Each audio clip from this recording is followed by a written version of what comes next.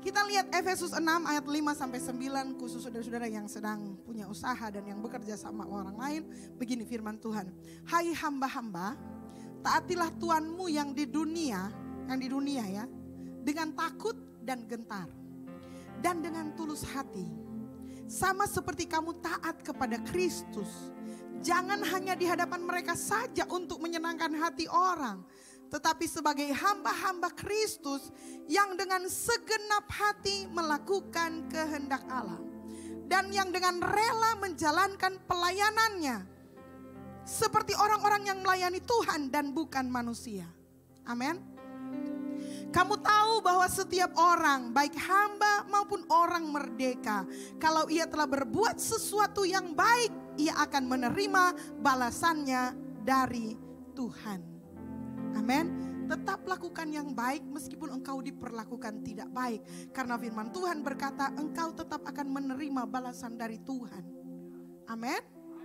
Dan kamu tuan-tuan yang merasa Tuhan boleh bilang amin.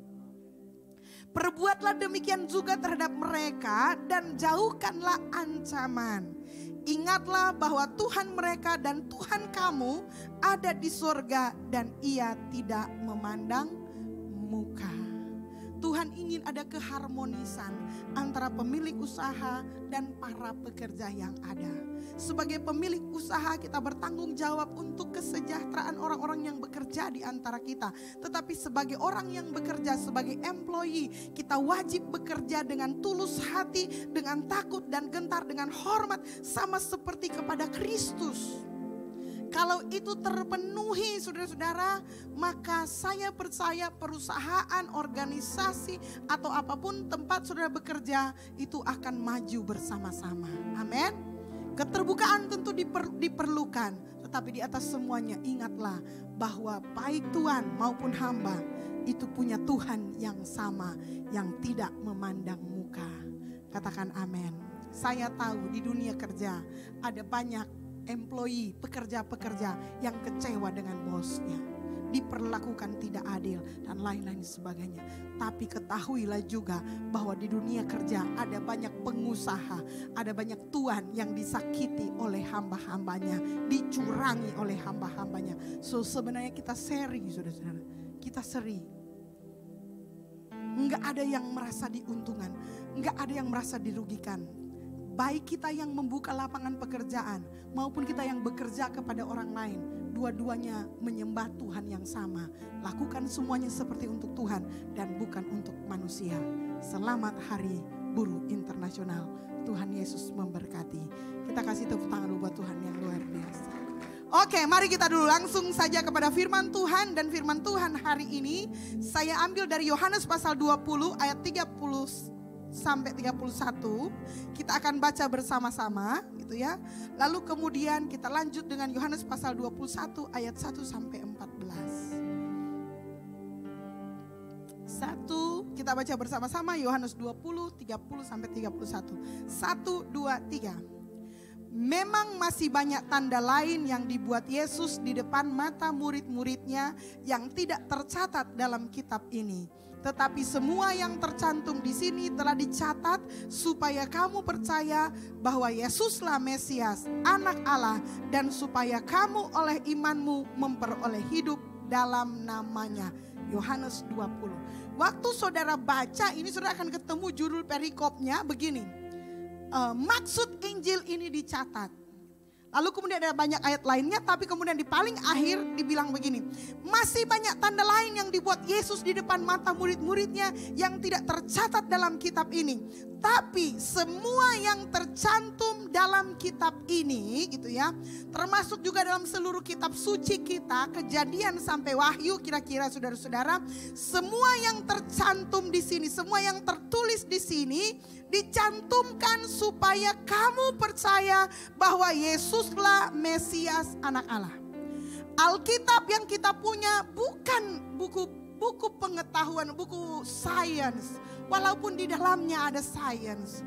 Bukan buku biologi walaupun ada tentang penciptaan dan lain sebagainya. Bukan buku geografi walaupun di sana ada tempat gunung dan lain-lain sebagainya. Ada peta perjalanan dan lain-lain sebagainya.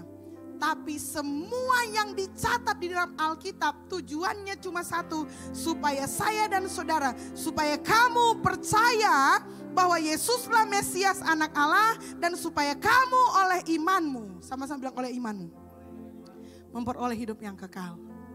Kita bersyukur kepada Tuhan karena untuk memperoleh hidup yang kekal syaratnya iman.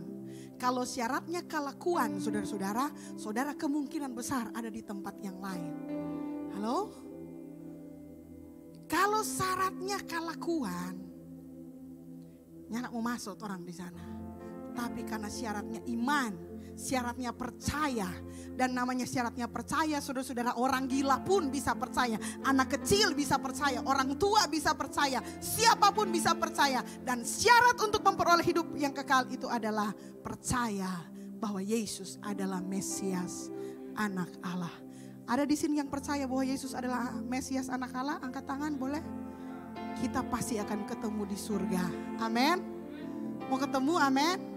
Yang jadi masalah kalau ada orang yang tidak senang dengan orang, tapi orang percaya. Banyak haters, ada haters. Kita tahu bahwa ada banyak orang yang kurang senang dengan kita kan? Dia nggak senang cara berpakaian kita. Dia nggak senang cara kita menyanyi. Dia nggak senang cara, pokoknya semua yang kita lakukan dia nggak senang aja. Tapi dia orang percaya. Ada hal yang dia nggak tahu. Berdasarkan ayat ini, orang kemungkinan akan berjumpa di surga. Dan kemudian, kamu ada di situ kok teh.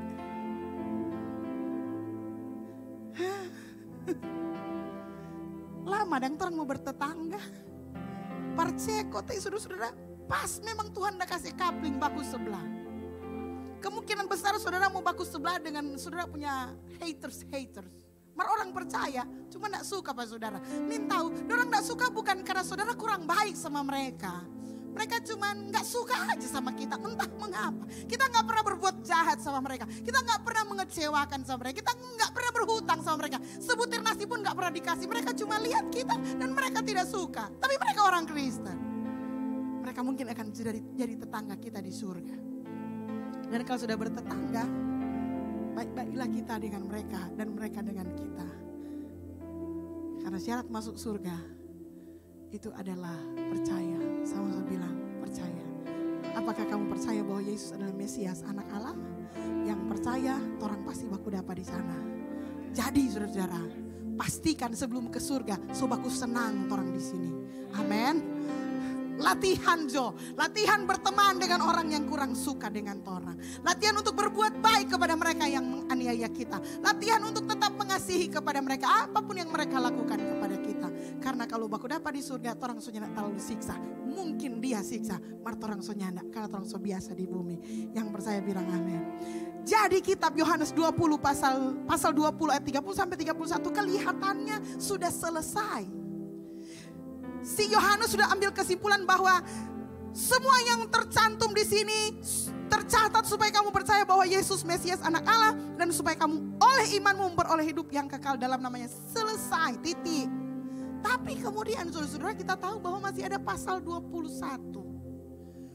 Dan pasal 21 ini seperti seolah ditambahkan oleh Yohanes. Dan mengapa itu ditambahkan? Karena itu sangat penting. Dan pesan yang mau disampaikan oleh Yohanes pasal 21 inilah yang akan menjadi inti pemberitaan kita hari ini. Yang siap mendengarkan firman Tuhan bilang amin. Oke, apa itu pastor?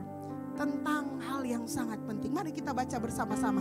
Saya rindu kita bersuara ketika baca Alkitab untuk memastikan saudara berpartisipasi dalam ibadah ini. Yohanes 21 ayat 1 sampai 14. 1, 2, 3. Kemudian Yesus menampakkan diri lagi kepada murid-muridnya di pantai Danau Tiberias. Dan ia menampakkan diri sebagai berikut. Di pantai itu berkumpul Simon Petrus, Thomas yang disebut Didimus, Nathanael dari Kana yang di Galilea, anak-anak Zebedeus, dan 2 orang muridnya yang lain. Jadi tepatnya ada 7 orang yang saudara-saudara ya. Lanjut, 1, 2, 3. Kata Simon kepada mereka, aku pergi menangkap ikan. Kata mereka kepadanya, kami pergi juga dengan engkau. Mereka berangkat lalu naik ke perahu. Tetapi malam itu mereka tidak menangkap apa-apa. Ketika hari mulai siang, Yesus berdiri di pantai, akan tetapi murid-murid itu tidak tahu bahwa itu adalah Yesus. Kata Yesus kepada mereka, "Hai anak-anak, adakah kamu mempunyai lauk pauk?" Jawab mereka, "Tidak ada." Maka kata Yesus kepada mereka, "Tebarkanlah jalamu di sebelah kanan perahu, maka akan kamu peroleh." Lalu mereka menebarkannya dan mereka tidak dapat menariknya lagi karena banyaknya ikan. Maka murid yang dikasihi Yesus, stop saudara-saudara. Yang tulis itu si Yohanes itu. Dia tulis sendiri gitu ya. Maka murid yang dikasihi Yesus, maksudnya dirinya yang nulis surat ini gitu ya. Apa yang dia bilang di situ? Maka murid yang dikasihi Yesus itu berkata kepada Petrus, "Itu Tuhan." 1, 2, 3. Ketika Petrus mendengar bahwa itu adalah Tuhan, maka ia mengenakan pakaiannya sebab ia tidak berpakaian, lalu terjun ke dalam danau.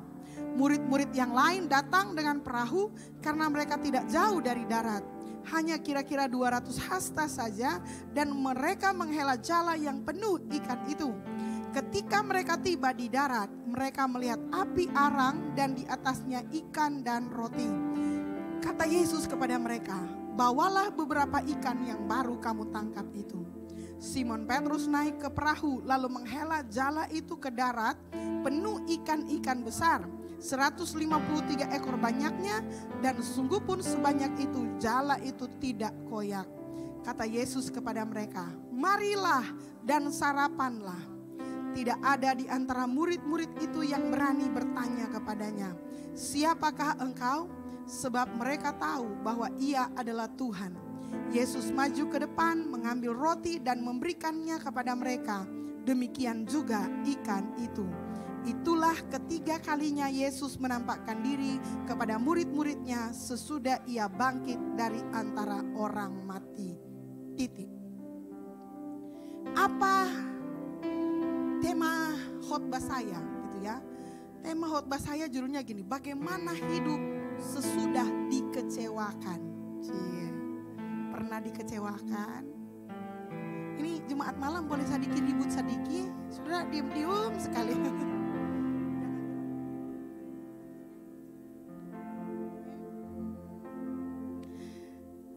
Hidup sesudah dikecewakan. Siapa yang pernah dikecewakan? Cuma 2 orang yang mengaku. Saya membaca ada spirit kebohongan di sini. Terima kasih buat yang jujur. Ulang, siapa yang pernah dikecewakan? Saya. Kecewanya berapa besar? Coba diukur ya. Segini, segini, atau segini. Kalau gini, kalau saya pikir-pikir, kalau hari sesudah kebangkitan harusnya khotbahnya khotbah happy, ya kan? Ganti aja happy. Harusnya khotbahnya khotbah happy, ya enggak? Wes, khotbah kuasa kebangkitan harusnya excitement, sukacita dan lain sebagainya.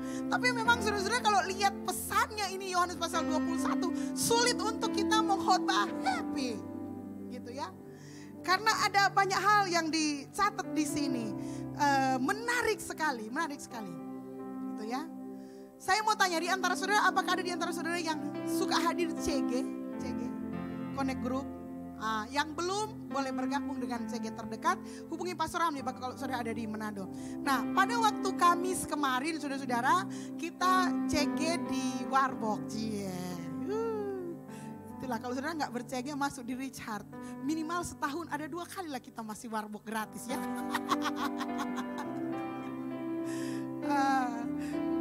Mau ke CG cari makan, ya nggak apa-apa gitu ya. Cari makan dapat Tuhan atau cari Tuhan dapat makan, terserah. Yang penting hari di CG. Nah di CG itu menarik sekalinya. CG kami itu memang agak seru gitu ya, komplit. Karena itu CG di mana yang ikut adalah keluarga-keluarga, ada keluarga yang anak-anaknya sudah remaja, ada keluarga anak kecil, kita gabung saja dan kita happy-happy aja sejauh ini sampai kita sudah agak besar gitu ya.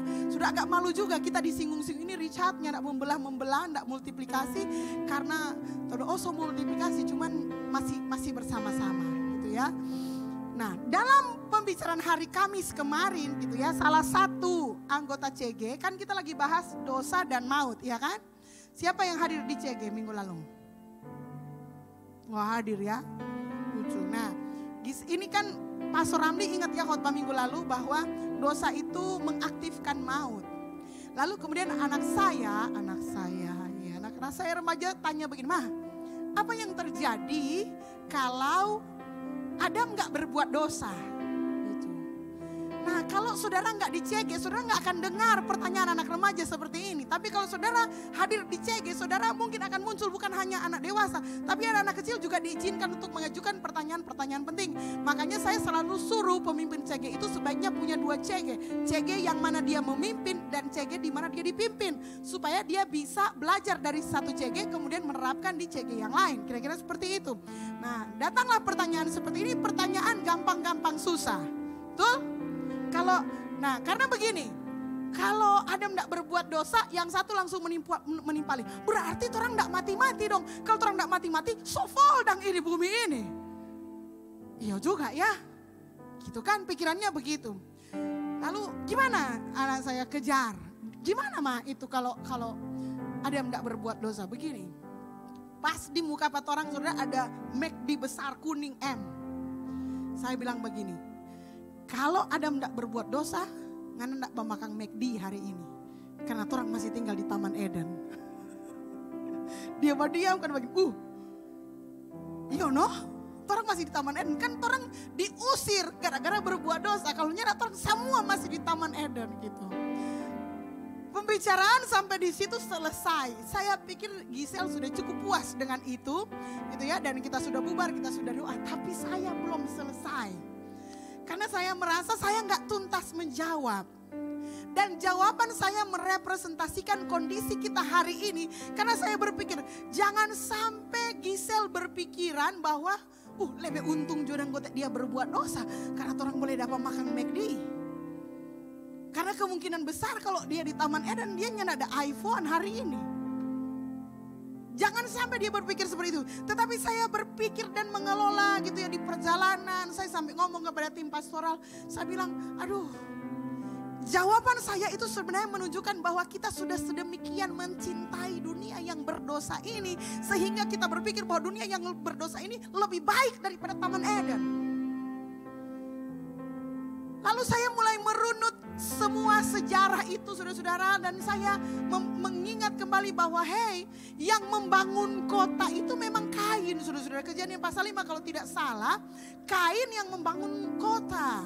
Jadi ketika manusia jatuh ke dalam dosa, yang hilang kemuliaannya Roma pasal 3. Tetapi kreativitasnya tidak hilang. Nah, dengan kreativitas yang ada, Kain membangun kota sehingga lahirlah kota-kota seperti yang ada hari ini. Semakin hari semakin canggih kota-kota itu. Oke? Yang jadi masalah adalah kebanyakan atau kreativitas yang dilakukan oleh orang berdosa, kecenderungannya adalah untuk kemuliaan manusia itu sendiri dan bukan untuk kemuliaan Allah. Saya jadi berpikir dan saya semakin diyakinkan saudara-saudara bahwa jikalau Adam tidak jatuh dalam dosa dan kita semua juga tidak jatuh dalam dosa, maka kita akan memiliki kreativitas yang lebih luar biasa, amin. Dan kita juga akan membangun kota yang jauh lebih baik dan kita akan hidup di bumi dengan suasana yang jauh lebih bahagia dari hari ini. Yang percaya bilang amin. Jadi saya hanya ingin memastikan kepada saudara-saudara bahwa kehidupan tanpa dosa itu jauh lebih mulia dari kehidupan dengan dosa. Nah, kita oleh karena sebab dosa kita telah tinggal di dunia ini gitu ya. Dan mungkin mulai menyukai keadaan ini. Dan saudara perhatikan, kalau Yesus tidak menyelamatkan kita, kalau Yesus tidak mengeluarkan kita dari lumpur dosa, maka kehidupan kita akan sia-sia semuanya. Haleluya. Yang percaya bilang amin. Tetapi maksud Injil ini dicatat supaya saya dan saudara bersyukur karena kita punya Yesus Kristus yang hidup. Amin. Kita punya Yesus. Dan saudara-saudara, ketika kita diselamatkan oleh Tuhan, kita tidak langsung mati. Amin. Halo? Mengapa kita tidak langsung mati? Paling enak mati, tinggal di kekekalan bersama dengan Dia. Tapi mengapa kita tidak mati? Karena kita masih ada hal-hal yang harus kita siapkan. Seperti yang saya bilang tadi, masih ada hal-hal yang harus kita latih sebelum kita ke surga. Amin. Termasuk latihan bagaimana sesudah saudara dikecewakan. Gereja ini dan gereja manapun tidak pernah berjanji bahwa ketika saudara percaya kepada Yesus, saudara tidak akan pernah kecewa lagi. Nggak ada. Kalaupun ada, itu gereja sesat dan dia bohong. Betul nggak? Tidak pernah ada jaminan bahwa seorang yang percaya kepada Kristus tidak akan pernah mengalami kekecewaan. Tetapi orang yang ada di dalam Kristus akan tahu bahwa kekecewaan itu adalah hal yang biasa dan lumrah dihadapi oleh siapapun juga. Yang penting kita tahu caranya hidup sesudah kita dikecewakan. Amin dong saudara-saudara. Nah chapter ini Yohanes 21 itu ingin mengajarkan kepada kita. Ada satu sisi di situ yang ini menunjukkan kepada kita bagaimana hidup sesudah dikecewakan. Kisah pasal 21 ini tidak akan seru. Artinya gini, Petrus saudara-saudara tahu dia leader. Dia ajak 7 temannya, dia bilang kita mau piba tangkap ikan. Lalu yang teman-teman lagi mau, oh kalau nggak mau piba tangkap ikan, kita orang lagi mau piba tangkap ikan. Mari juga sama-sama tangkap ikan. Sebenarnya itu hal yang kelihatannya biasa saja, tangkap ikan. Ini akan menjadi biasa saja kalau saudara-saudara Petrus belum berjumpa dengan Yesus sebelumnya. Halo.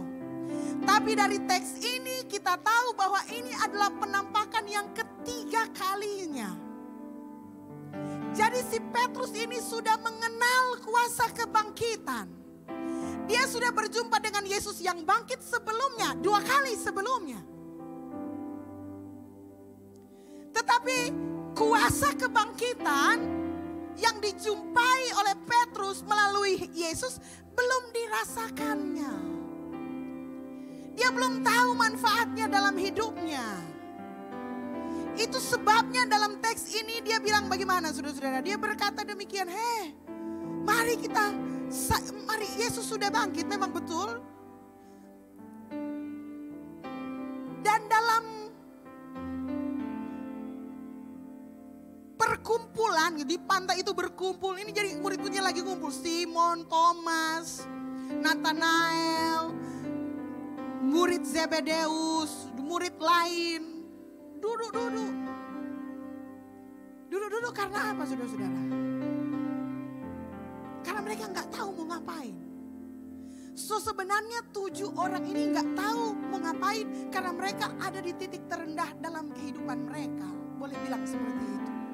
Mereka mau balik kepada Yesus, mereka nggak enak hati, terutama Petrus. Makanya Petrus bilang, aku pergi menangkap ikan. Mereka yang lain bilang, kami pergi juga. Lalu kemudian mereka berangkat, lalu naik ke perahu. Apa pelajarannya saudara-saudara? Apa yang salah di sini? Apakah ada yang salah? Sebenarnya kalau kita perhatian, kita nggak akan paham mengapa Petrus mengambil tindakan itu kalau kita nggak melihat apa sebenarnya yang dirasakan oleh Petrus. Saudara, Petrus menyangkal Yesus berapa kali saudara? 3 kali. Saudara pernah nggak berbohong lalu ketahuan bohongnya? Pak Dusta, kok dapat tahu? Nggak ada berdusta pak kita kan? Orang jadi bagaimana ya? Malu-malu nggak enak. Betul nggak? Saudara pernah nggak kedapatan anak saudara gitu ya, saudara larang makan es krim. Lalu kemudian dia makan es krim. Kong dia bilang begini, karena dia makan es krim Kang, nyanda, Mar di sini masih ada sisa es krim. Nyanda, saudara kalau banyak bergaul dengan anak-anak, saudara akan tahu mana yang bohong, betul nggak? Dan saudara akan lihat reaksi anak yang ketahuan bohongnya. Nggak ada makan, cuma sedikit. Satu kali saya naik Gunung Kelabat, cuma 1 kali itu naik Gunung Kelabat saudara-saudara. Dengan satu teman saya sudah almarhum kasihan dia sekarang. Enggak kasihan, dia sudah Tuhan Yesus. Gitu ya, naik Gunung Kelabat tahun itu saya masih kuliah, sekolah Alkitab, gila-gila juga saudara-saudara gitu ya. Dengan orang Tumaluntung, dulu ada dia punya nama gaet, dia punya nama Paceng, masih ada dia sampai sekarang. Nah dia itu. Dia turun 6 orang. Pendeta Irfan, pendeta Kristi juga naik. Lalu ada teman saya namanya pendeta Olvi, waktu itu belum pendeta gitu ya. Nah di sepanjang jalan Gunung Kelabat itu ada banyak mangga telur, betul nggak? Cuma caciri saudara-saudara, itu lagi musimnya. Nah ini Olvi ini penyakimah. Jadi sebelum jalan, orang saya bilang, awas nggak ya makan mangga, jangan makan mangga karena di sana. Oke siap gitu ya. Pak jalan saudara-saudara, kan namanya naik Gunung Kelabat sih saudara-saudara. Sampai di atas saudara-saudara kaget di sutasan rekong dia suta muntah-muntah. Mar dia muntah di kobong-kobong di semak-semak. Terus apa kana? Susah kita pemah. Terus nggak ada makan mangga. Nganda, kung dia muntah. Keluar tuh mangga enteru-enteru begitu. Itu udah ngapa? Cuma sedikit. Dapat tahu. Saudara-saudara, Petrus 3 kali dia menyangkali Yesus. Bukan cuma itu, sebelumnya waktu Yesus lagi berdoa dia tidur gitu ya. Dia tidur, dia gak menemani Yesus berdoa. Jadi menurut saya dia sudah mengalami kekecewaan yang terakumulasi. Kecewa kepada dirinya sendiri. Mengapa dia gak menjadi orang yang bisa menepati kata-katanya kepada Yesus. Kurang lebih seperti itu. Dia sudah ketemu dengan Yesus pertama kali dan disuruh begini, oh sungguh engkau Mesias anak Allah. Dia sudah lihat Yesus, dia tahu Yesus sudah bangkit. Tetapi saya tahu saudara-saudara bahwa dia benar-benar menghukum dirinya sendiri. Sehingga dia seperti seorang penjahat yang ketangkap basah dan dia nggak tahu mau bikin apa lagi. Dan dia memutuskan untuk tangkap ikan lagi. Tidak ada masalah dengan tangkap ikan. Saya tidak marah dengan orang yang tangkap ikan saudara-saudara. Tapi sesungguhnya menjala ikan itu adalah level terendah dalam hidup Petrus. Bukan menjala ikannya yang rendah. Saudara ingat kapan ketika Petrus dipanggil pertama kali, dia kan memang penjala ikan. Jadi ketika dia kembali sebenarnya dia benar-benar ada di titik terendah dalam hidupnya. Karena apa? Karena kekecewaan yang dia alami. Yang telah menyakiti hati gurunya. Dan dia nggak bisa move on dari kekecewaan itu. Saya nggak tahu saudara-saudara menghadapi kekecewaan seperti apa. Kalau sudah dikecewakan seperti apa. Kalau kita sih saudara-saudara jujur coy. Kalau ada orang mengecewakan kita. Kalau kekecewaannya kecil begini kita boleh abaikan. Cuma begitu biasa dalam hidup ini. Mara kalau DP kekecewaan so tinggi sekali, so besar sekali, so menembus sampai relung-relung hati yang dalam, kita akan berdiri pagar. Sorry ya, batabang, mar sekarang sudah batas. Itu kita. Kalau saudara bagaimana? Ada yang mirip-mirip kita sini? Gimana? Atau saudara langsung, enggak apa-apa kan orang anak-anak Tuhan, orang mesti memaafkan. Bagus juga kalau sudah rohani itu. Tapi kita level kerohanian belum setinggi itu. Kalau orang yang mengecewakan kita, orang Manado bilang taso garis merah dia. Kita enggak mau benci, kita enggak mau marah, tapi kita so hati-hati dengan dia. Kira-kira seperti itu. Kalau saudara gimana? Rohani saudara. Mendoakan, mengampuni, apa lagi? Metro Church malam-malam jawab kemari. Gimana mas? Sama juga mirip sama saya, ada batasnya. Itu baik-baik lah, tapi nggak sebaik. Maksudnya jaga jarak aman. Ingat nanti ya mau ketemu di surga ya. Jadi kita jaga jarak aman. Karena apa saudara-saudara? Karena kita nggak mau terluka terus-menerus, kita nggak mau kecewa terus-menerus. Dan saya percaya saudara-saudara, Petrus pun merasa kurang lebih mirip-mirip seperti itu. Dia tahu diri, dia telah mengecewakan Tuhan dan dia nggak tahu mau bagaimana lagi. Tetapi Yesus tahu menyelamatkan dia. Yesus tahu bagaimana menolong dia. Di catatan saya begini, kekecewaan bukan akhir segalanya. Kekecewaanmu bisa menjadi area di mana kasih Tuhan mentransformasi kehidupanmu. Yang percaya bilang amin. Jadi titik terendahnya Petrus yaitu menjala ikan. Kembali ke apa yang dia tahu. Dan itu tidak masalah kalau dia kembali kepada apa yang dia tahu. Dan itu dia tidak jual narkoba, dia tidak buka pub malam, dia tidak memperdagangkan wanita. Dia hanya menjala ikan. Seperti yang dia biasa lakukan sebelumnya. Tetapi itu menjadi masalah adalah mengapa dia masih melakukan hal yang sama ketika dia sudah bertemu dengan Yesus dengan kuasa kebangkitannya.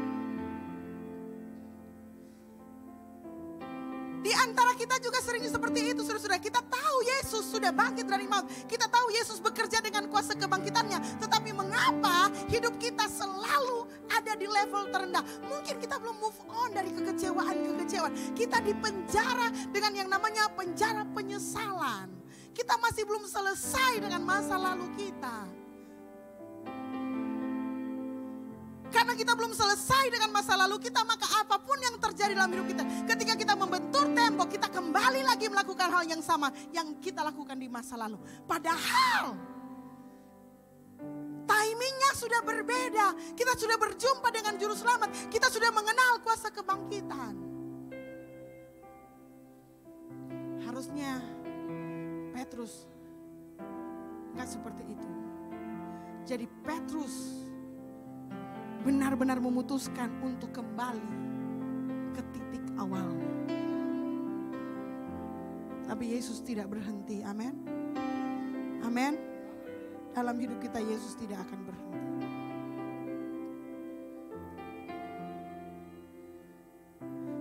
Maka mereka berangkat lalu naik ke perahu, tapi malam itu mereka tidak menangkap apa-apa. Ketika saudara kecewa, dikecewakan, dan saudara nggak keluar dari itu, saudara nggak selesaikan, akhirnya akan selalu kosong. Kalau saudara kecewa dan terus menerus kecewa, saudara akan berakhir tidak mendapat apa-apa, nggak dapat apa-apa, emptiness. Kekosongan dan kehampaan. Tapi saudara perhatikan, ketika hari mulai siang, jadi so agak terang. Yesus berdiri di pantai kan, tapi murid-murid itu tidak tahu bahwa itu adalah Yesus. Ini kan lucu juga saudara-saudara. Kalau mereka belum pernah ketemu Yesus sebelumnya, mereka boleh saja nggak kenal Yesus. Tapi ini adalah ketiga kali Yesus menampakkan diri. Bagaimana mungkin murid-muridnya, 7 orang murid-muridnya, nggak ada yang tahu bahwa itu Yesus. Lalu Yesus berkata kepada mereka, hai anak-anak, perhatikan saudara-saudara. Yesus menyapa mereka dengan panggilan kesayangan. Hai anak-anak, dalam bahasa Inggris, hi fellow, hi friends. Adakah kamu mempunyai lauk pauk? Luar biasa. Untung 7 murid Yesus jujur, sama-sama bilang jujur. Jadi ketika Yesus bertanya, hai anak-anak, friend, adakah kamu mempunyai lauk pauk? Jawab mereka sederhana, tidak ada. Nothing. Tidak satu ekor pun. Tidak ada apa-apa. Kadang gini saudara-saudara, transformasi kehidupanmu itu cuma dimulai dari pengakuan yang sederhana. Cuma berani berkata kepada Tuhan, tidak ada Tuhan. So abis. So tidak punya apa-apa. Transformasi yang besar dalam kehidupanmu nggak harus terjadi dalam sebuah kebaktian rohani yang besar. Hanya sebuah pengakuan yang jujur bahwa you are nothing. You have nothing. Kamu gak punya apa-apa lagi. Dan di tengah-tengah keputusasaan akibat kekecewaan mereka, Yesus bilang, tebarkan jalamu di sebelah kanan perahu, maka akan kamu peroleh. Lalu mereka menebarkannya dan mereka tidak dapat meraknya lagi karena banyaknya ikan. Maka murid yang dikasih Yesus itu berkata kepada Petrus, itu Tuhan. Si Yohanes mengidentifikasi Yesus ketika mereka menangkap ikan yang banyak. Banyak orang seperti Yohanes ini saudara-saudara. Mereka bisa mengidentifikasi Yesus ketika lihat berkatnya Yesus. Apakah itu salah? Ya nggak terlalu salah juga. Tapi that's okay gitu ya. Bagi Tuhan itu nggak masalah. Yang penting kamu bisa mengenal Yesus. Itu yang penting. Ketika Petrus mendengar bahwa itu adalah Tuhan, maka ia mengenakan pakaiannya sebab ia tidak berpakaian lalu terjun ke dalam danau. Murid-murid yang lain datang dengan perahu karena mereka tidak jauh dari darat, hanya kira-kira 200 hasta saja, dan mereka menghela jal yang penuh ikan itu. Ketika mereka tiba di darat, mereka melihat api arang dan di atasnya ikan dan roti. Kata Yesus kepada mereka, bawalah beberapa ikan. yang baru kamu tangkap itu. Sudah perhatikan, Petrus pakai pakaian terjun ke laut ketemu Yesus. Nggak ada terjadi apa-apa, Yesus cuma bilang begini, bawa akan ikan nang pak kita. Baru dia kembali lagi ke perahu dan dia mengeluarkan ikan. Ketika mereka tiba di darat, ketika semuanya sudah di darat semuanya, mereka melihat api arang dan di atasnya ikan dan roti. Kamu tanya, itu ikan dari mana? Apakah ikan yang dibawa Petrus atau memang ada ikan yang disediakan Yesus sebelumnya yang Yesus kasih bersih? Yes, ikan yang ada di situ. Bukan ikan yang dicari Petrus. Simon Petrus naik ke perahu lalu menghela jala itu ke darat, penuh ikan besar 153 ekor banyaknya, dan sungguh pun sebanyak itu jala itu tidak koyak. Kata Yesus kepada mereka, marilah dan sarapanlah. Saudara, apakah Yesus kurang kerjaan? Saudara-saudara, dia hanya punya 40 hari sebelum dia naik ke surga. Dan dia sudah menampakkan diri kepada murid-muridnya, kepada Petrus sudah, kepada Thomas sudah. Mereka sudah melihat Yesus dengan kuasa kebangkitannya. Ngapain? Hari itu dia sibuk-sibuk ambil waktu bikin ini sarapan.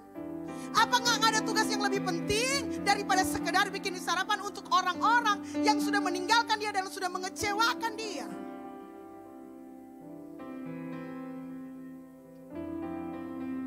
Tidak ada di antara murid-murid itu yang berani bertanya kepadanya, siapakah engkau? Saya bisa bayangkan saudara-saudara, itu semokol pagi yang paling hening yang pernah terjadi di seluruh dunia.